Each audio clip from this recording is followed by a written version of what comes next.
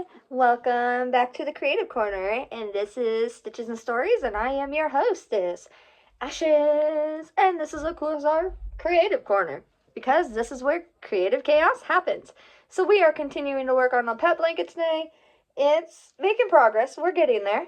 And we are going to review two Christmas books. The first one is All by My Elf by Olivia Dade. It is part of a short story Christmas series that I am apparently not reading in order because I thought this was book 2. Turns out it's book 3. I am now reading book 2. But, yeah.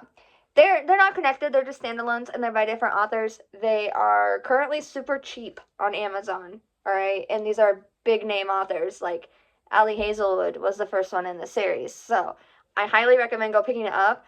Also, if you have Prime, you're able to listen to it and read it for free. So, I mean, what are you waiting for? This one, I didn't know the author going in. I hadn't ever heard of Olivia Dade, but I decided to give it a try because I was already reading Hazelwood's anyway. I did rate this 4 stars. It was a decent read. It's spicy. There's a longer spice scene to it than there was in the other one, in Cruel Winter with You, but a different author, of course. Honestly, I only gave it 4 stars because of the hot dog truck. I know that sounds weird, but they're professors that are driving around a mincemeat truck for the holidays just to make some extra cash, and on top of the truck is a hot dog. And a lot of people in the book make jokes about this hot dog looking like a specific male anatomy part. And it got tiring, which I understand that might have been the author's point, because the characters are tired of it in the book, and they state that they've heard these jokes over and over and over again. But it felt repetitive. The amount of times that they pointed it out, it felt repetitive. And yeah, so that's the only reason I got 4 stars. But the story was decent. The love interest end up snowed in together in a traffic jam. So it's got your snowed in forced proximity trope. It's got a misunderstanding trope to it in the way that one of them thinks the other is dating someone else, but they really aren't. They were just trying to find out more about the other person to ask them. So, I mean, it was good. It's alright. It wasn't the best one I've read all year, but it also was pretty above average. So, 4 stars from me. It does say that the average rating on this book is 2.64 stars. So this one does have a much lower average rating than the first book in the series did. But I don't know. Like I said, I don't know much about Olivia Dade. This was the first book I read by her, so I don't know if maybe this is normal for her, or maybe she doesn't have any other books out. I will have to do some more research on it. The cover is adorable. I'll give you that. And I do wish the title made a little bit more sense too. All by My Elf. I was expecting, there to be an element of elves in it. But there wasn't. It was just a play on the word self. And there was no... It would have made more sense if they were elves working at a mall for Christmas, I guess, with the title, instead of driving around a Wienermobile. But whatever. 4 stars for me. The blurb says secret crushes, spicy Christmas treats, heinous holiday traffic, and a fateful snowstorm bring good friends together in a funny, heartfelt short story by best-selling author Olivia Dade.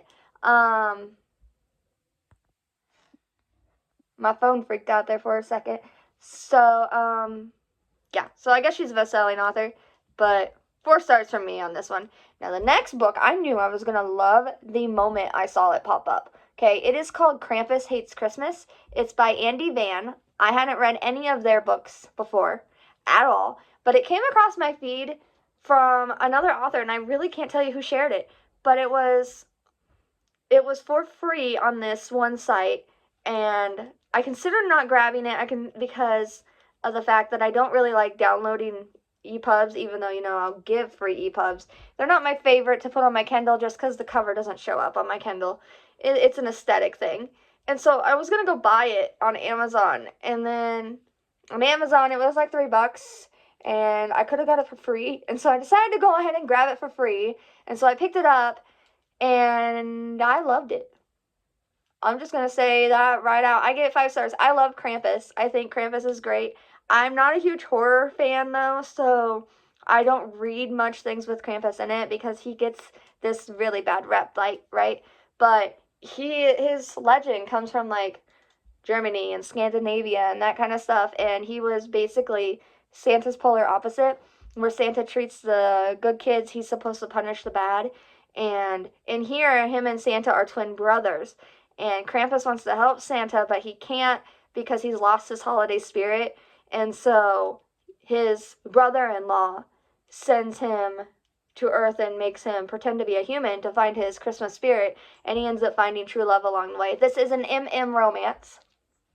Was one of the reasons I picked it up. Hadn't read any lately. And MM romances are a guilty pleasure of mine. I just find them sweet and adorable. And I feel like half the time they display romance in a much more realistic way than regular romance books do. It's not so fairy tale-ish. And so, anyway, it's an MM romance. I gave it 5 stars. I loved it. The main character is Carl Kringle, aka Krampus. It's not really steamy, guys. I mean, there's hints of steam, but it's not really steamy. It's pretty clean, actually, for a romance book and an M1. Its average rating's 4.13, so, I mean, it's got good traction. And just the beginning of the blurb says, Carl Kringle hates the modern-day Christmas. He was born to be Krampus, but the Holiday Council refuses to let him help his brother Nick, a.k.a. Santa Claus, with the naughty list until he finds his holiday spirit. And the Holiday Council is made up of all the holidays. It's kind of got, if you ever saw or read The Guardians of Childhood, it's got kind of those vibes, but in a more grown-up sense. Teens could probably read this, though. It's that clean, so 5 stars for me on that one, and I will be back, hopefully, with another one soon, probably with the second book in that other series that I mentioned. I'm reading that one right now, actually, while I'm working on more of my diamond paintings, so hopefully we'll have this done soon. So, bye, guys. Thanks for hanging out. Let me know in the comments what your favorite Christmas book is, and why. All right? I'd love to know.